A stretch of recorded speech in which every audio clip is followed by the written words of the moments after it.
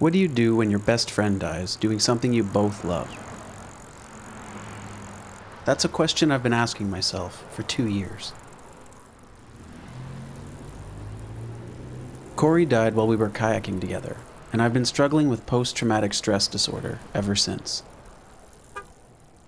It's forced me to make some changes in my life, to slow down and focus on activities that will improve my mental health, like music and kayaking.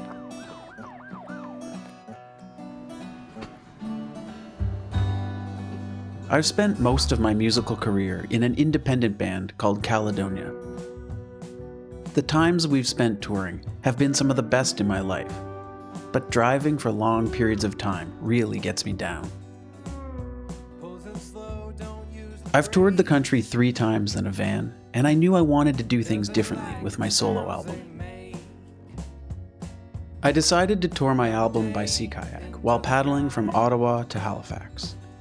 It's a trip that Corey and I had planned to do together, but he died before we were able to make it happen. Corey had a big impact on me. He taught me to relax and to enjoy life, to stop racing around so much. I've chosen to do the trip on my own as a way to remember him and to heal. He was gentle, loyal, and one of the most solid friends anyone could ask for. This trip is dedicated to him.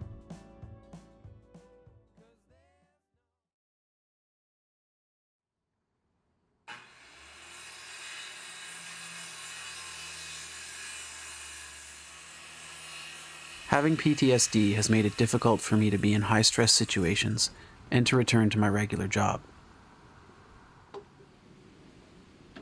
As a recreation therapist, I've been telling people about the benefits of physical activity and creative expression for over 10 years. I figure it's time to start practicing what I preach. By kayaking and playing music for most of the summer, I hope to give my brain time to recover. Physical activity is the cheapest and most effective treatment for a wide variety of mental and physical health issues. It improves mood, memory, cardiovascular functioning, and it's cheap. But it's hard. It takes effort. There's no magic pill for life. Sometimes you just have to get up off the couch and go do something. For me, kayaking is the kind of activity that allows me to experience fun, adventure, and calm my brain. I always wanted to do a long trip with Corey, and it just never worked out for his work schedule and my work schedule. And the day he died, we were talking about it in the truck, driving the fire roads, or the logging roads. And I was just telling him about how, after touring so much with Caledonia, I wanted to do something that still let me play music and kayak. And this was the best I could come up with. I had originally intended just to do this trip, like to hop on a train, not tell anyone really, and just paddle home and use it as a good way to get my head together. Because I've been having like a shitty couple of years after Corey died. We were all there and basically watched him die, and had to. It was really heavy. It was the worst thing that's ever happened to me in my life, and it fucked me up. Turns out you don't always need drugs. Drugs help. Drugs are great, but recreation therapy works. I'm a recreation therapist, so when I was at a point in my own life where things were going really shitty, I thought maybe I should try using recreation therapy. The plan was to start in Beachburg, Ontario, 150 kilometers west of Ottawa. From there, I'd paddle my sea kayak to Rivière-du-Loup, Quebec. My kayak would then go on a trailer which I'd tow by bicycle to Grand Falls, New Brunswick. I'd then paddle to St. John, New Brunswick, where I'd switch from river to ocean and paddle across the Bay of Fundy to the Shubenacadie Canal. The canal would take me to Dartmouth, where I'd cross the harbor to Halifax, and my trip would end. In total, I'd be traveling 1,050 kilometers on rivers, 250 kilometers on the ocean, and 216 kilometers on land. None of that distance would be made using fossil fuel.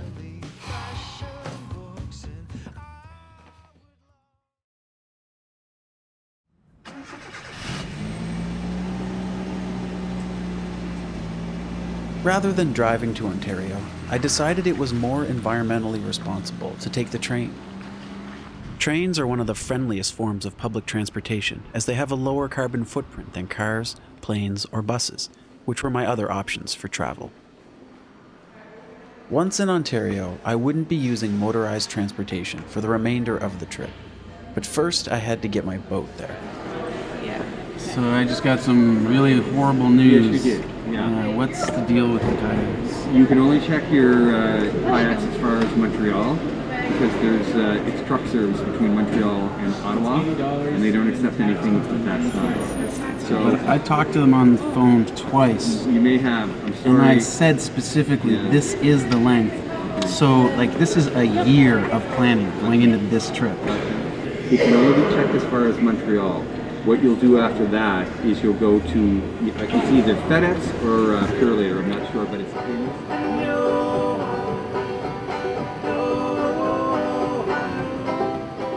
To make a long story short, my boat got on the train with no promise of it making it past Montreal.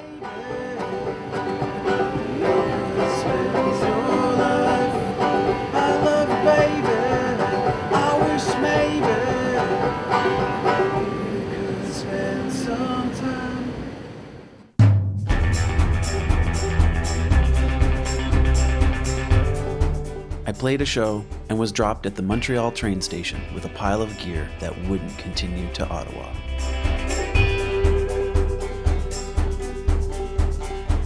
I will write for you love song.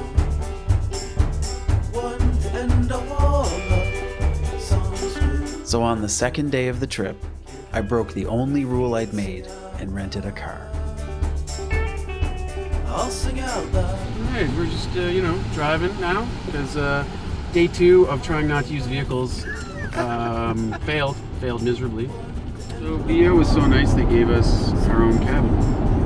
Both looked surprisingly like Dodge Voyager with roof racks. They know you look like Rick Moranis, I won't vote for you. You look like Rick Moranis, I won't vote for you. Honey, I shrunk the boat. 2.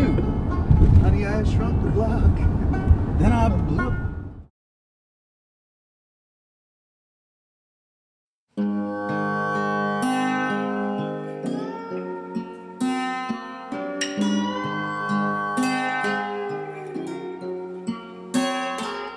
There's a timeless quality to Beachburg.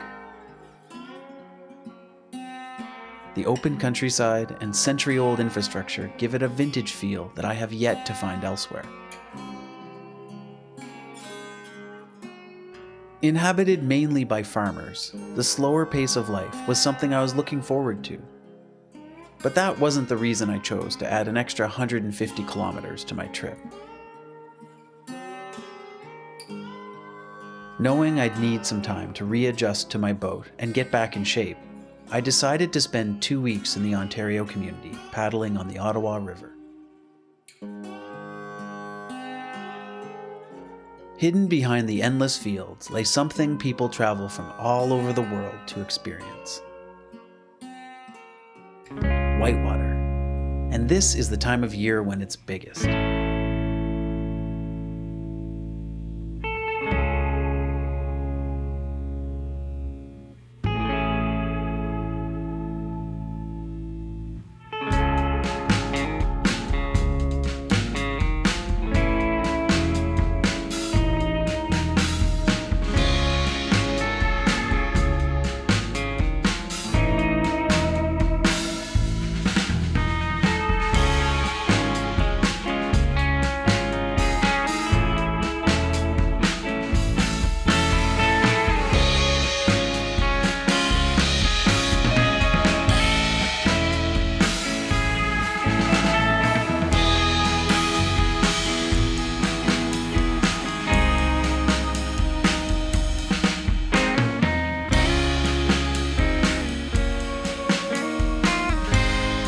As soon as I arrived in Beachburg, All the worry, all the stress, the logistics, the planning, it just disappeared, you know. I knew I was going boating and it was gonna be fun.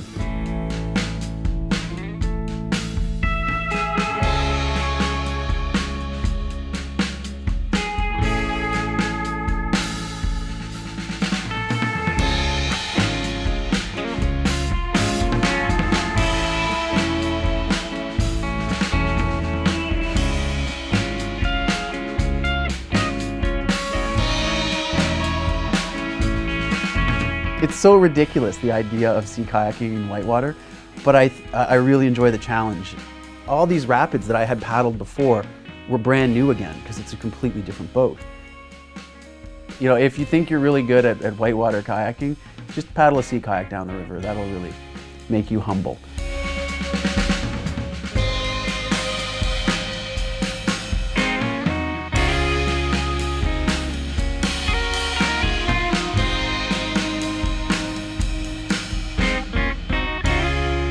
The only thing that really made me nervous was running Coliseum, because that was just so big.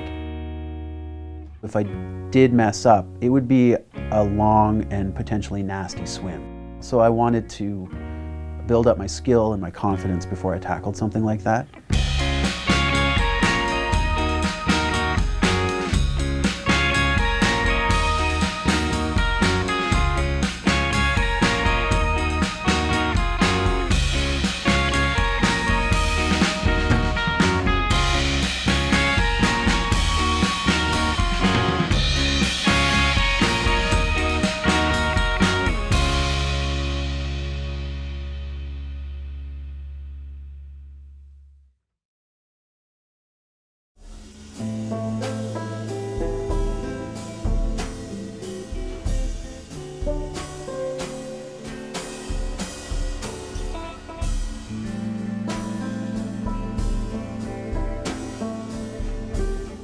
Honestly, if I could spend the whole summer just doing laps on the Ottawa River, I probably would. It's tough to leave, but I'm always excited to go home to Nova Scotia.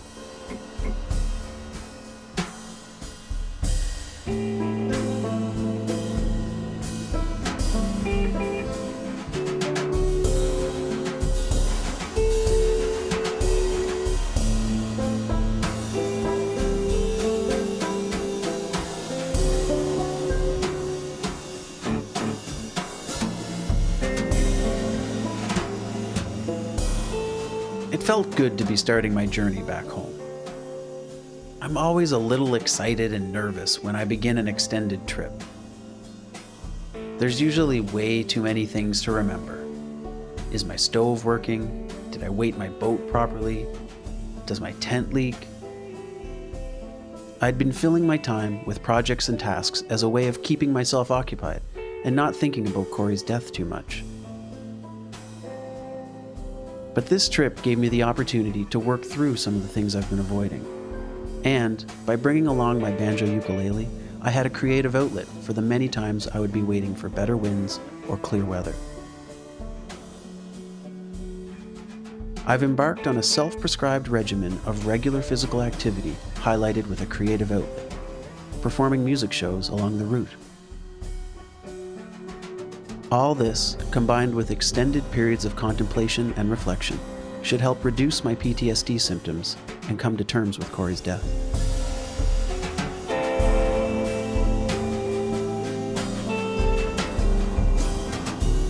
We're portaging a dam just outside of Arnprior. We're on the Quebec side of the border, and it's this massive monolith, communist-looking structure. This is not my best portage, gotta be honest. It's a little buggy and hot, and we're not even sure if this swamp actually empties out into the river that we can hear behind it. So, I'm gonna get going. Oh, gross. Oh, that smells so good.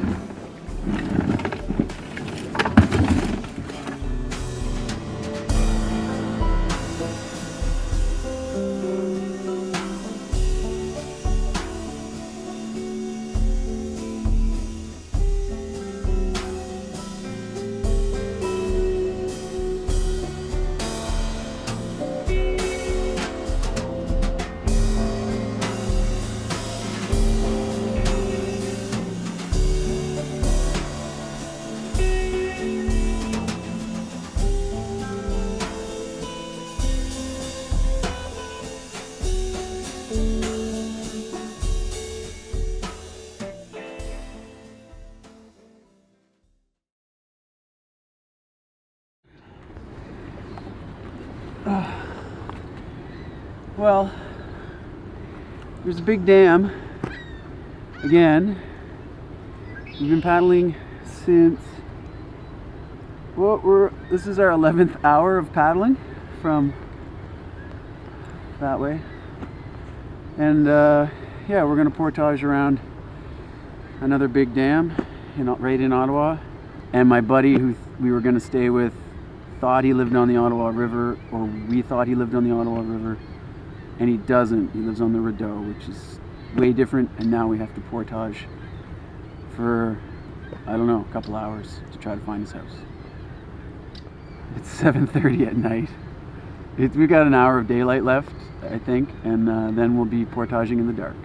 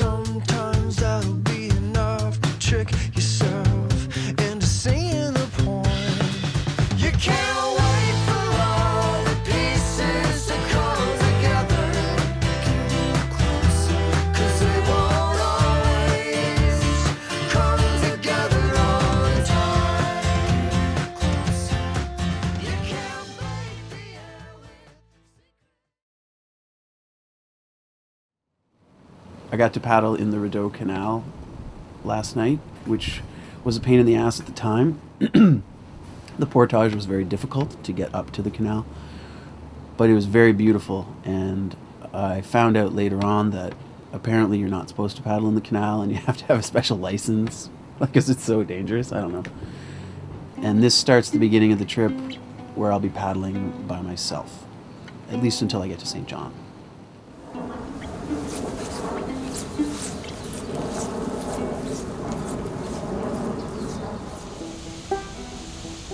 Long-distance kayaking trips allow me to find a sense of calm.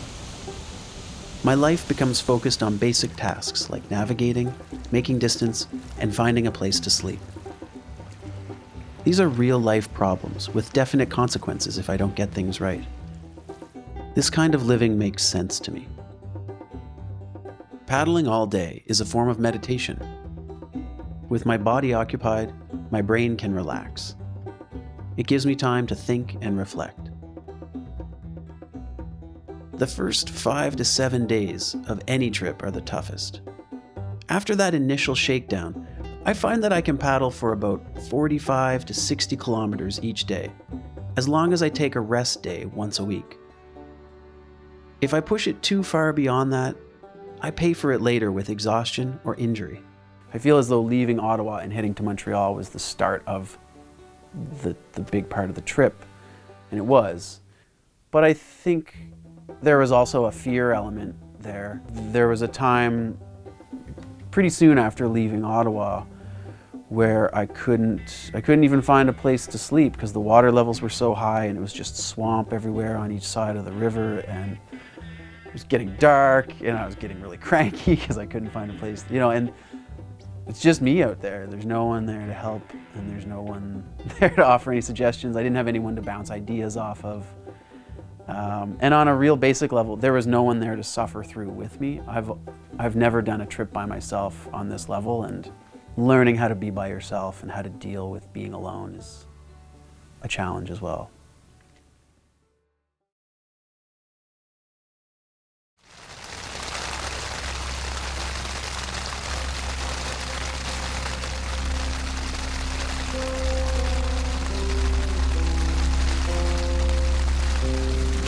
You can hear that or not, but it's pissing out.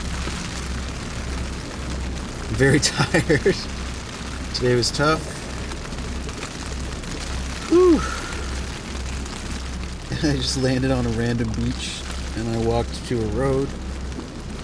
I didn't know what to do. I just knew I needed to buy a tarp.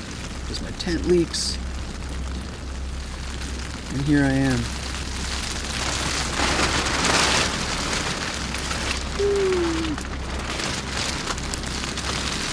That's the gravel. I'm camped in a marina parking lot. Awesome.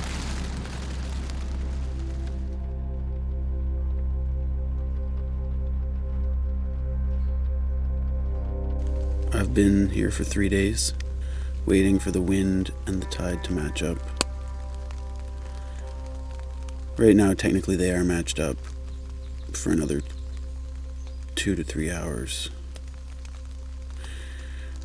So I could make about 10 to 15 kilometers distance. And then the tide would switch. I would be paddling against the tide. So I would probably be stuck wherever I stopped. I'm in limbo. I've been stuck so long, I'm not sure when to go.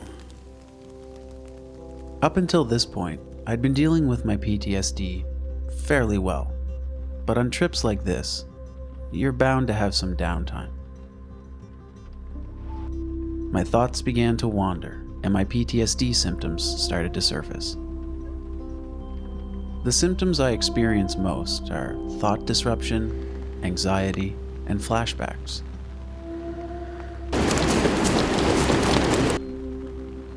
My heart starts racing.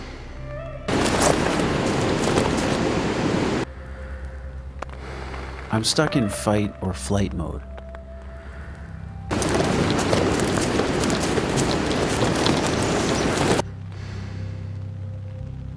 My jaw clenches.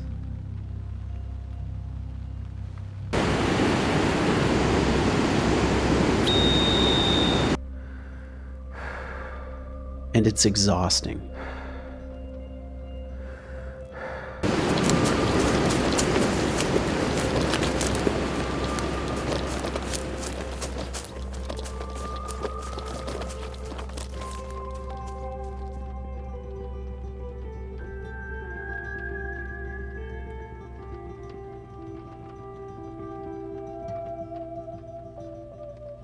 When I experience a more severe flashback, it's as though I'm back there in the gorge, smelling the damp earth, feeling cold, wet, and helpless.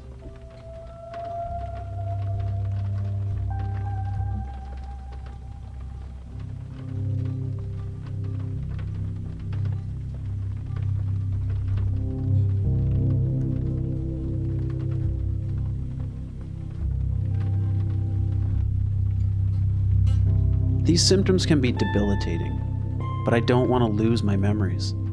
I don't want to forget. Because as hard as they are, they're my last moments with my friend. He died while we were kayaking together. We were going to do this kayak trip together. It just seemed to make sense to me. Kayaking was and still is the activity I do when I need release from all the bullshit of regular life. It's my escape. It's my fun adventure with my friends. It's just a healthy thing to do. And I always feel better about myself and about my life after I go kayaking. So it was a natural thing for me to do, but it was also very difficult to be in a kayak. And the thing that caused his death was also the thing that he loved and that we all loved. And that was, I don't know if I'll ever really reconcile that. I don't know if I have to reconcile that. That's how life is.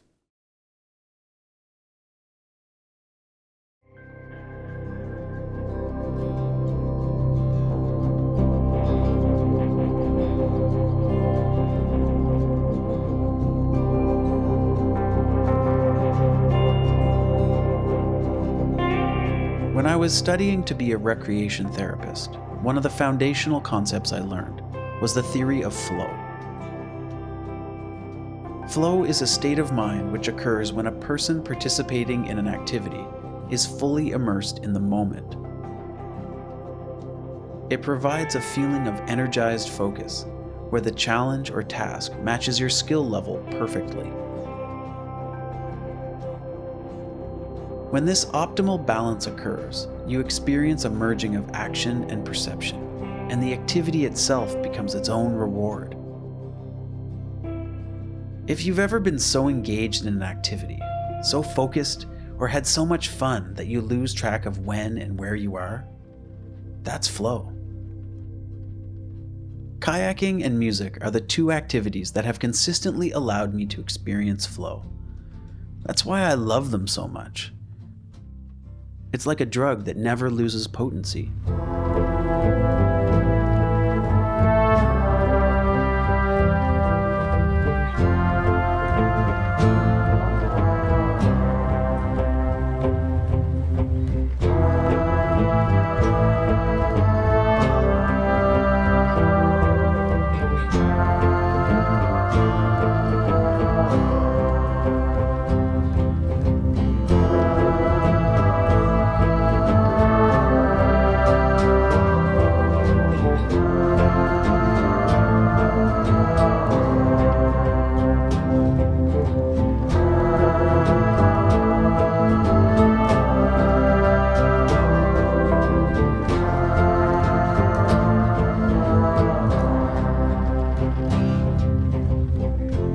Worrying about my bills or work or relationships. I'm just doing what I love. Life's obligations fade away as I focus on the challenges that are placed before me. I knew that by creating opportunities for flow to occur, I would move closer to recovery. But a state of flow doesn't come easy or every day.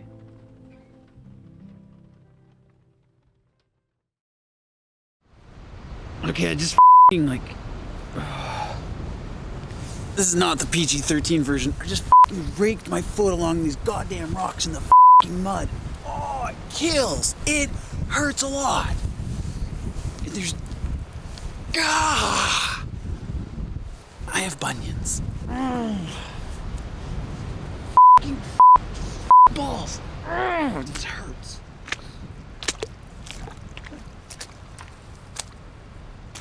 It's tough to stay positive when this is what you're dealing with. Arriving at the intertidal zone of the St. Lawrence meant chasing tidal currents and post-holing through endless mud.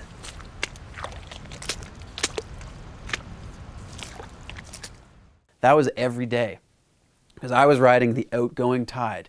That means that I wanted to make distance towards the mouth of the St. Lawrence River, so that at the end of every day, when I was at my most, like the lowest point for my energy, I had to get out into mud that was going to sink up to my knees or my waist or whatever, and then slog my way to shore.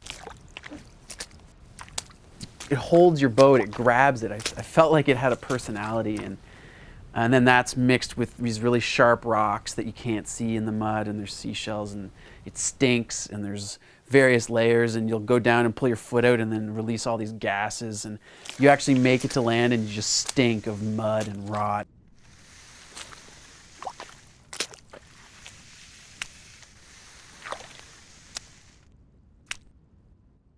It was kind of like a kick in the nuts at the end of the day, like, hey, good job. And then you're like dragging your boat and you're lazy, so you think, is this far enough? And I'm good at judging where the tide's going to come up by now, but there's still lots of room for error. It's about 5 a.m. As you can see, I've attached my kayak to my tent. I really wasn't sure if I was going to make it through the night without the water coming up.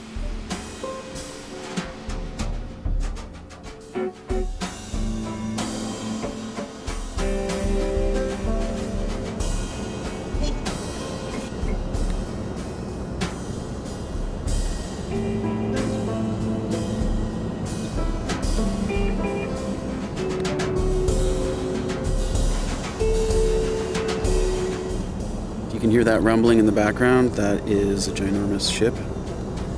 I'm trying to stay out of the shipping lanes, just sort of right on the side.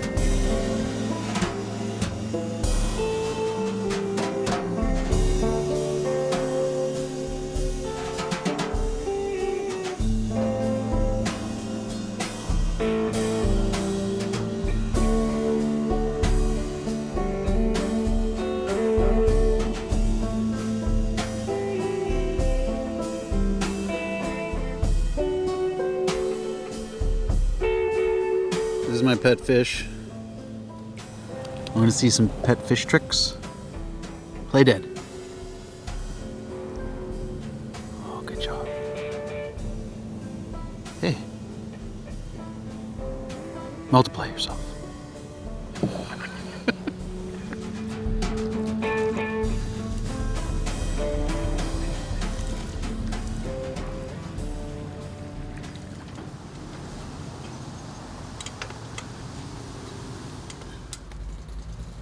I chose to do a portion of the trip by bicycle because I knew that kayaking around the Gaspé Peninsula would add at least a month to my journey.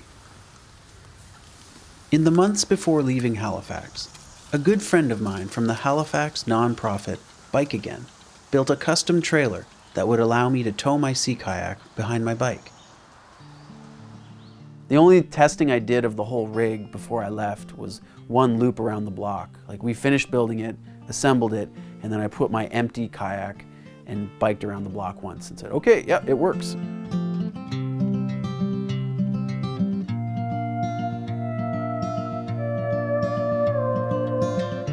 Lonely boy travels east and looks for a girl to try to please him. He goes out in the evening, but that time the answer was right behind him. Oh, you never know what you're gonna get, and you never know where you're gonna find it. Oh, you never know what you're gonna get, and you never know where you're gonna find it. I had been kayaking for a while. I was ready to get out of the boat. And normally, I don't know, someone might warm up or train for that sort of thing, but I said, screw that. I arrived in Rivière-du-Loup at 10 a.m. and I left the town by 4 p.m. And in that time, I had assembled the bike and the trailer, I bought my gear, I'd resupplied all my food, and by 4 p.m. I was biking up that huge hill. It was just a really pleasant way to travel, and I didn't have to worry about camping because on that section of trail there's all sorts of lovely spots that they've set up for people. It was a bit of a break, if you consider a break, biking as far as you can every day while towing 250 pounds of gear. I hoped my trip would inspire others to engage in active transportation, but I realized kayaking probably wasn't a realistic way for most people to get from point A to B. Whether commuting to work or touring across the country, bikes are more accessible for most people. Beyond the obvious health benefits, more and more people are choosing the bicycle for commuting and recreation. If you're just open to new ways of getting around or different ways, and you don't have this ridiculous and arbitrary schedule for your trip, then you can enjoy it a lot more.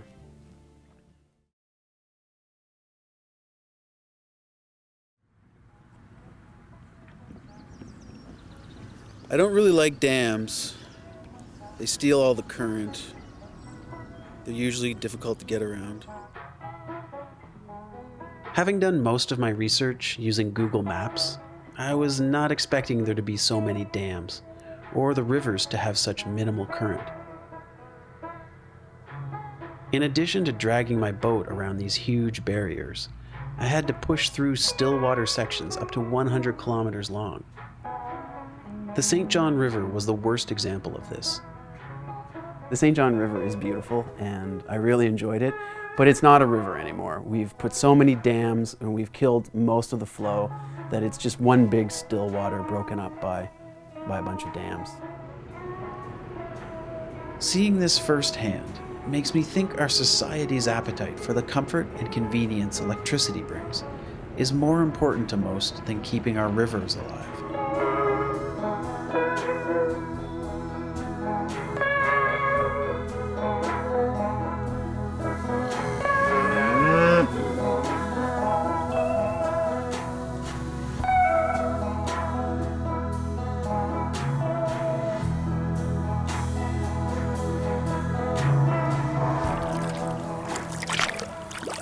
I have to piss.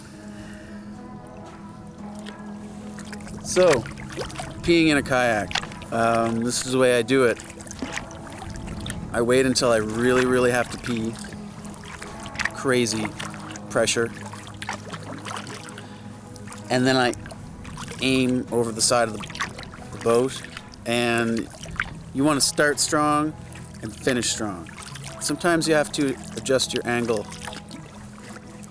That's pretty much it. And honestly, yeah, okay, so maybe sometimes you get a little bit of urine on yourself. Like a little bit. But you're wet anyways, you know, like you're sitting in water in a kayak all the time. I mean, it's my urine, it's my piss. It's not like some hobo came up and had a piss in my boat.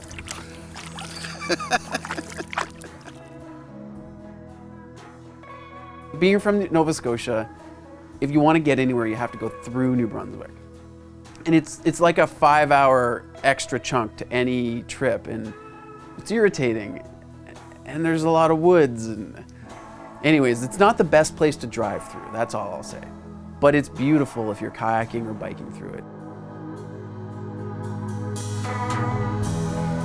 River carries me, though not carefully.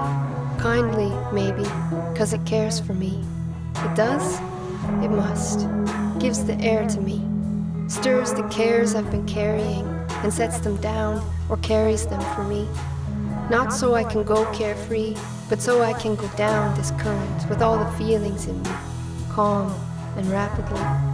Take grief, memory, take revelry, take me back to the sea. But not too fast. Let me be here. Let me breathe among the trees here.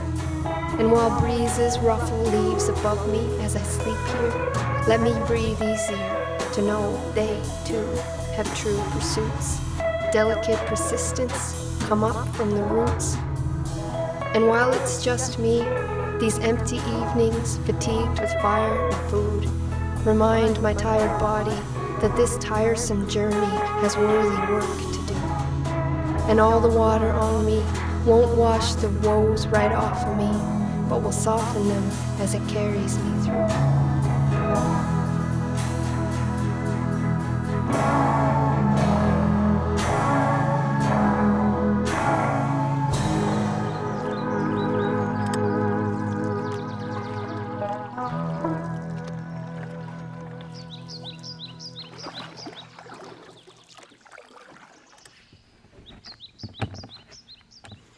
I was alone for more than half of the trip.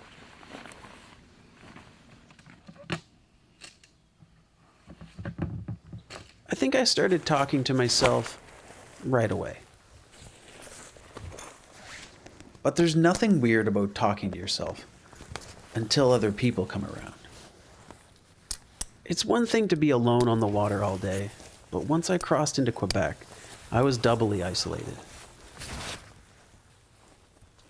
My rudimentary grasp of French meant not having conversations that could go beyond simple pleasantries or basic needs. I was talking to myself more. I was going a little wacky, not in a bad way or an unhealthy way, but just very much in my own little world. I had already done a couple of long-distance paddling trips, one around Cape Breton and one around Newfoundland, but never by myself. Once I crossed into New Brunswick, English was spoken more frequently, but I was now traveling in less populated areas and beginning to get lonely. I didn't really get to hang out with too many people because I was trespassing a lot of the time. I called it ninja camping.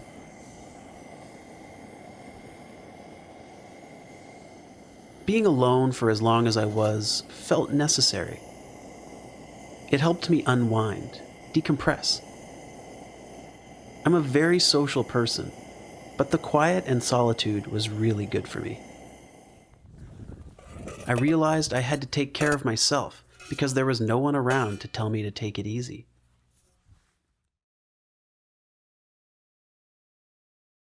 Baby, let's go home.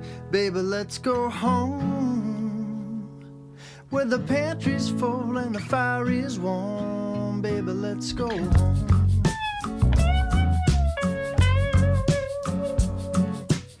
I think it was very well timed meeting up with Kelsey and Ben in St. John. That was very good timing for me to be part of a group again, or even just to meet friends that I know and trust and feel comfortable around. And I kiss your frozen nose. Back in 2005, Ben, Kelsey, and I spent 3 months driving all over North America looking for whitewater. So it was only natural for us to meet up at Reversing Falls. We are an odd mixture of wit, ego, and poor social skills, but we make a great team. The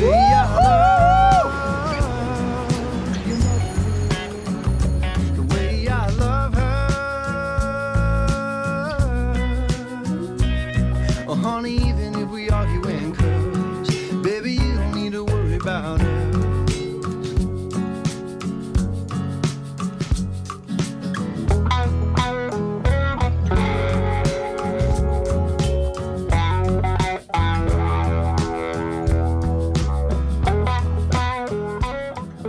My first day on the ocean was really good. There was this beautiful fog lifting the whole time, and there was one point at least when we were out in the middle of the water, and it had been 30 minutes since we'd seen land.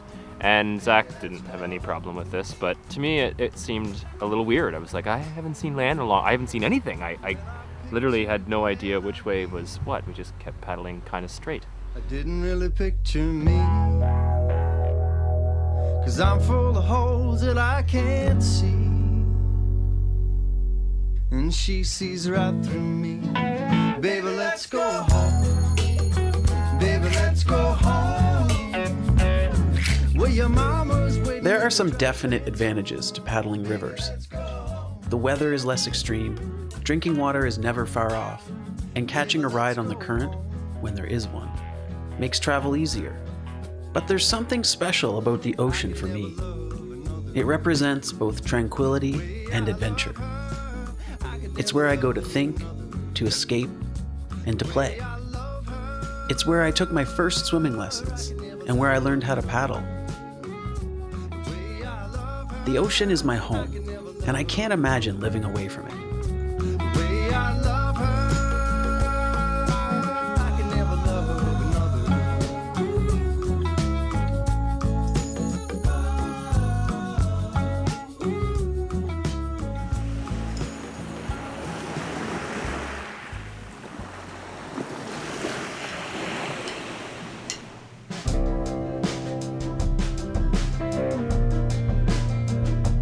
Paddling pretty consistently for the past 4 days, I guess, and we just crossed the Bay of Fundy.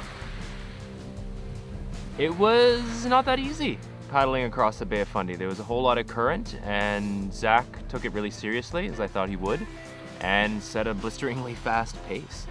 And we're here now, and we are in a bit of a bind. Zac's pretty relaxed about it, but you know, we're running low on food. We have very little fuel. We don't even have that much water, and we got a long ways before restock place. So we left a national park in New Brunswick and we landed in a provincial park in Nova Scotia. We're about 30 kilometers from any potential fuel or food. So we need to head on down the coast as soon as the tide switches and get closer to resupplies.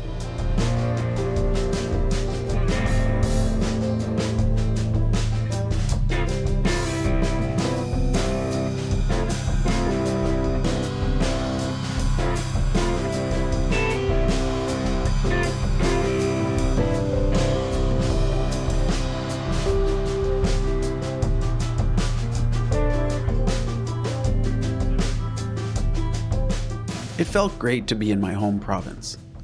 It was a milestone that definitely gave me encouragement. I couldn't imagine a better area of Nova Scotia to arrive in. The coastline of Cape Chignecto Provincial Park is incredible. It's hard to believe that I'd never explored the area before. It just goes to show that you don't need to venture far from home to have a good time. The best experiences are often right in your backyard.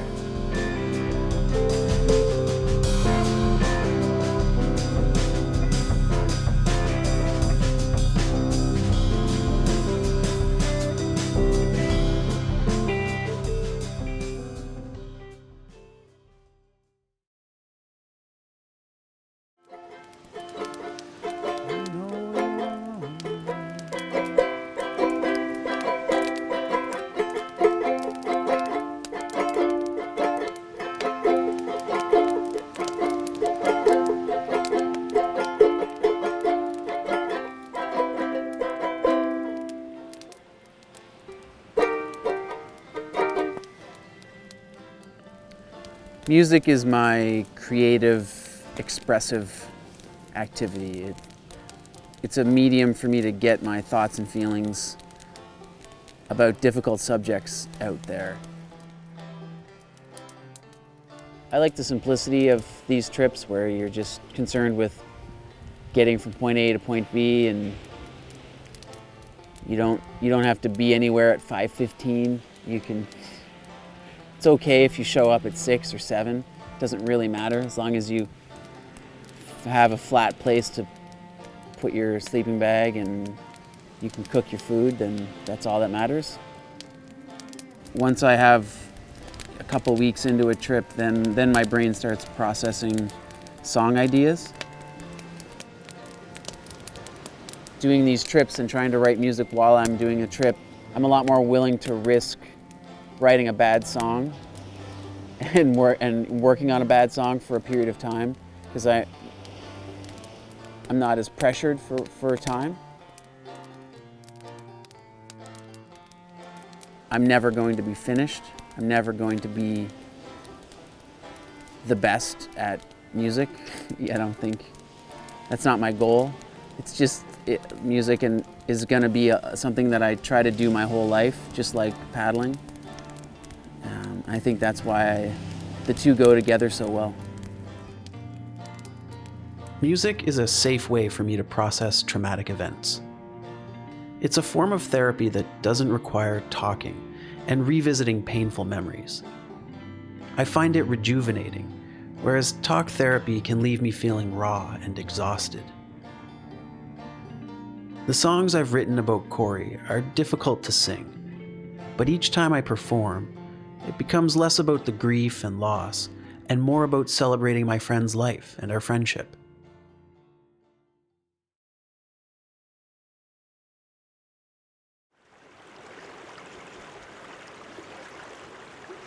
The Bay of Fundy is home to the highest recorded tides in the world. Even though I live close by, I didn't have much experience with the tidal exchange in that area, and what lay ahead was a bit of a mystery. I knew that paddling against the tides wasn't going to be possible. My time on the St. Lawrence was more than sufficient to realize that. I'd heard rumors of huge rapids, fishing boats capsizing, and swimmers being carried out to sea, but I didn't have much credible first-hand knowledge. With help from some friendly local fishermen, we were able to resupply the next day in Advocate. They warned us of the unsurvivable tidal rapids a few kilometers away at Cape Door. Local warnings are a surefire way to find a good paddling spot.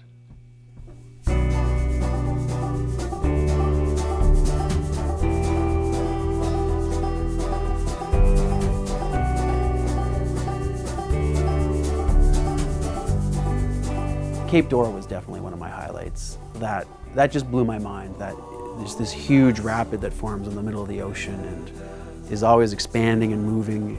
I mean, I've never been in like a World War II battle, but that's kind of what it seemed like bombs were going off, like with the waves all colliding and exploding. It's intimidating. It's a lot of power, it's a lot of force that you don't quite understand, and it doesn't really care that you're there. Oh, my soul.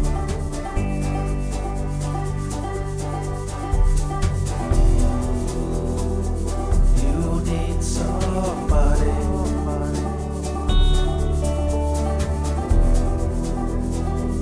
You need some time.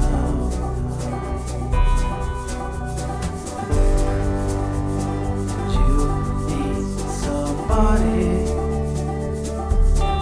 to show you how.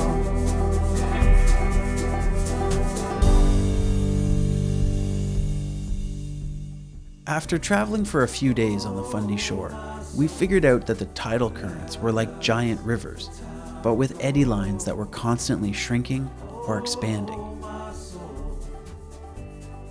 By looking at the charts and paying attention to the time of each incoming tide, we were able to use this obstacle to our advantage. If you're heading in a direction that's opposite of where the current is going, You don't even bother, you just wait. But if you get on the current and you ride it and you're in the right zone, you can make so much distance in such a short amount of time. It's almost like a teleporter or being on one of those moving sidewalks in the airports, where if you get on the right one, it'll just take you to where you want to go, or well past where you thought you wanted to go. With the speed of the tidal currents, I was able to move much faster than anticipated and quickly neared the end of my trip.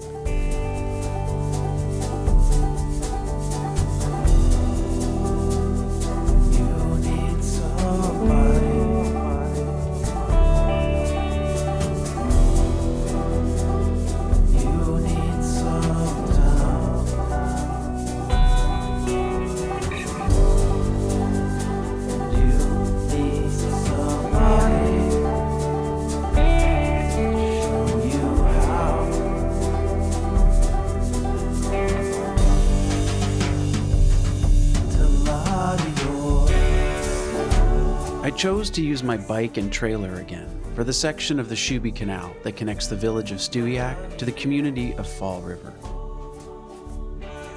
At this time of year, I knew there was a good chance that portions of the canal would be dry.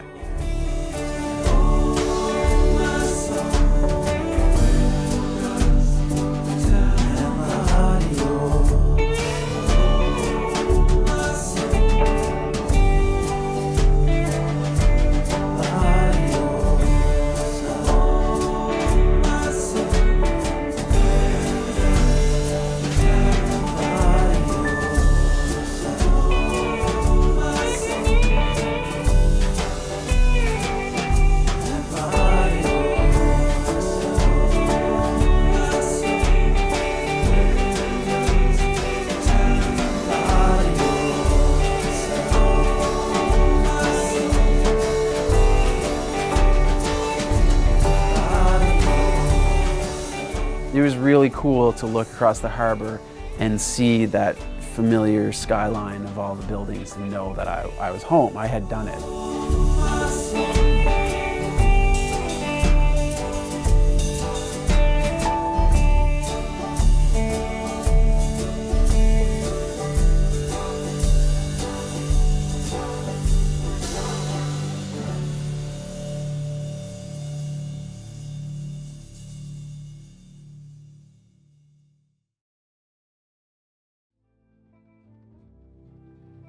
When I arrived in Halifax, I wasn't magically cured. This trip is just part of a long, slow recovery process that includes a strong support network of friends and family, plus pharmacological and cognitive behavior therapy. My trip is over, but my healing hasn't stopped. I'm still actively trying to make changes in my life that will benefit my mental health. There are still aspects of PTSD I'm dealing with. I still have flashbacks. I still get, I call them ice cream headaches, almost like I can't shut my brain off.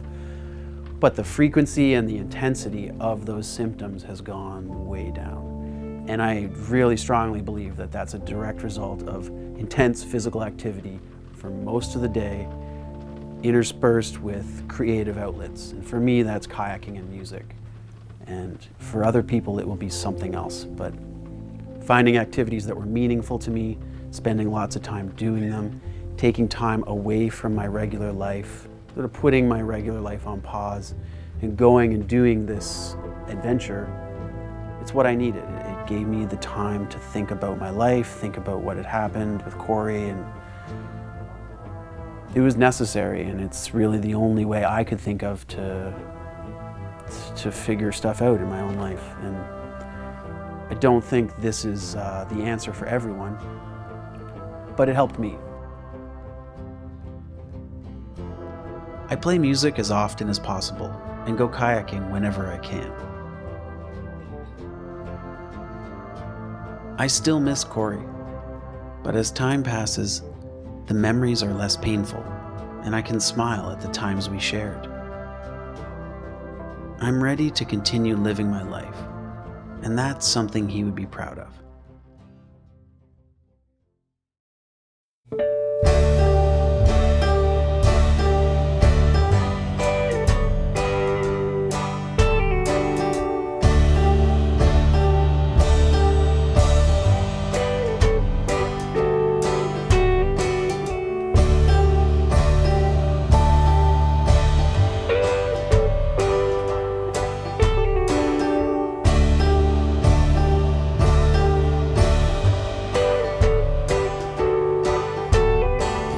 were the best thing from your family.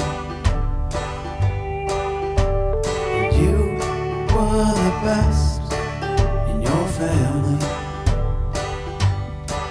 But you're gone, I miss you, and you're gone. I'm getting on, and I'm gone, and you're gone.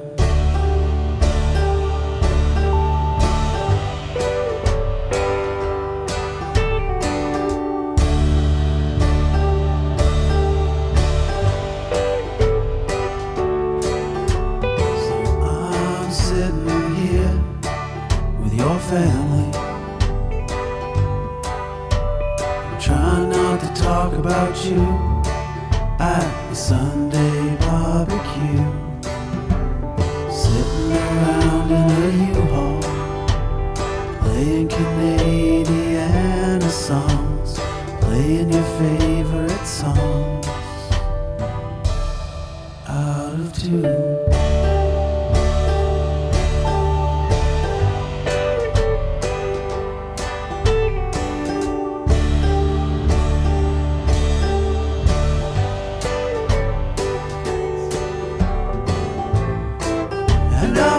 You,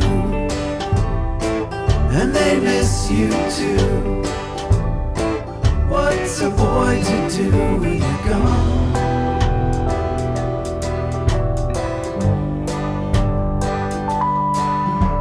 Gone.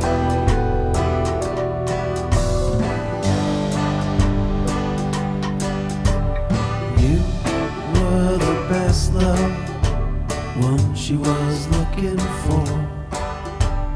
She was your lady, better than the girl next door. And she misses you, and they miss you too. What's a girl to do